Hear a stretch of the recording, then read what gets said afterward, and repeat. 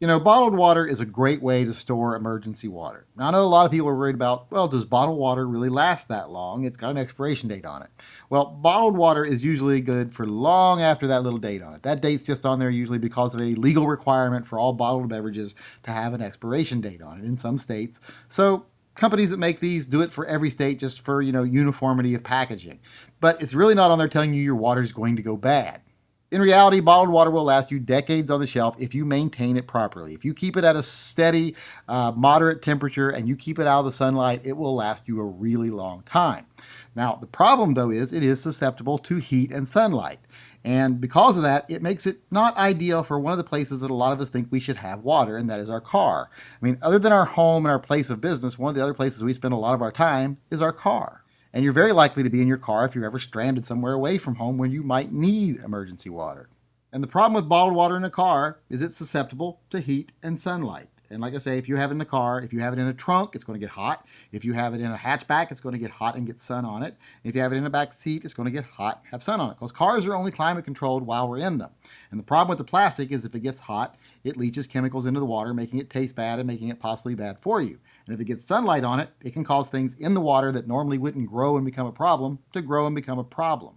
Now, I'm not saying that you should choose dying from dehydration over drinking something that tastes bad and might be harmful to you long term.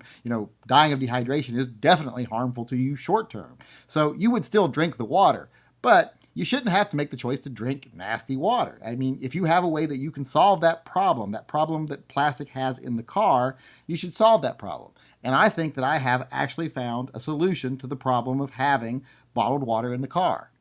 And this here is that solution. This is blue can water. This is water, but it's in an aluminum can instead of in a plastic bottle. Now you might ask, well, why is that so much better? Well, the aluminum can makes this to where this water is not susceptible to heat or light. You can get this can hot. It doesn't affect the water. It doesn't start to leach chemicals into the water from the plastic because there is no plastic. This is a epoxy lined can. And because it's not susceptible to heat and light, you can keep it in the trunk of your car and it can get as hot as you like. As long as it doesn't boil and explode, which isn't very likely in your car, you can keep this in there for up to 50 years and it'll be fine. And as far as the water itself goes, you can see here they do quite a bit to this water to make it good water.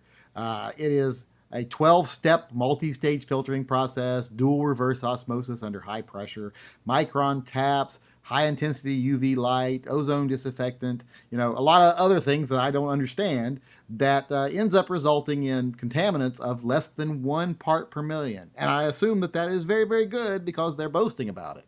So I guess I could look it up, see if that's good, and I might do that later, but I haven't done it yet. So I guess that that's really good water because, they make it sound like it's really good water, and I'm sure it is. So now you can have water in your car that you don't have to worry about it having those contaminants leached into it from the hot plastic that makes the water taste bad and makes the water possibly bad for you. So now this water isn't going to take the place of standard water storage. I mean, it's a little bit cost prohibitive. I'm not going to pretend it isn't. It is more expensive than buying bottled water. But when you look at it as I'm only buying a couple of cases for a car or a couple of cases for both cars, or if you have a camper trailer that you like to keep some emergency water in and it gets hot in there, or if you have a boat and it's not climate controlled on there all the time and you want to keep the water there, you're only buying this for a few special locations where you need water that can stand up to heat and light.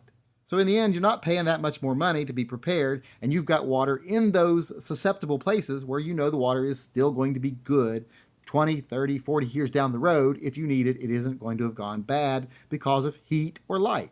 I always tell people, if you don't have emergency water in your car, you're not nearly as prepared as you should be. You definitely need emergency water in your car. And if you're going to have water in your car, might as well have something that's going to be able to stand up to being in your car. I mean, just this little amount of water here in a car could make the difference of living a few days and living several days longer if you've got to stay put somewhere, if you get trapped in your vehicle, or even if you've got to make it out on foot. This gives you water to take with you that keeps you alive for a much longer time than if you didn't have it. So it's an essential thing to have water in your car. And like I say, if you're going to have water in your car, you have to take into account that there are special circumstances there. It's not kept at room temperature. It's sometimes susceptible to light, depending on where you keep it, whether you keep it in your trunk or your back seat. So if you're going to put water in a place like a car, buy water that can withstand those extremes. And this water can withstand those extremes. So, like I said, it's not a solution to all your water storage, unless, of course, you're someone that's like, hey, I'm going to pay the extra to have canned water. Then more power to you.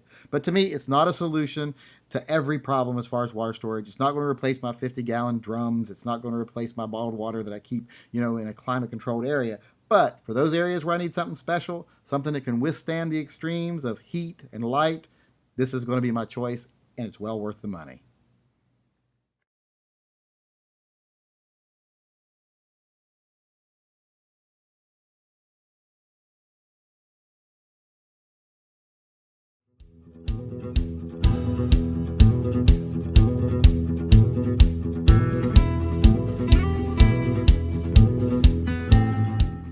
You ain't even my real dad.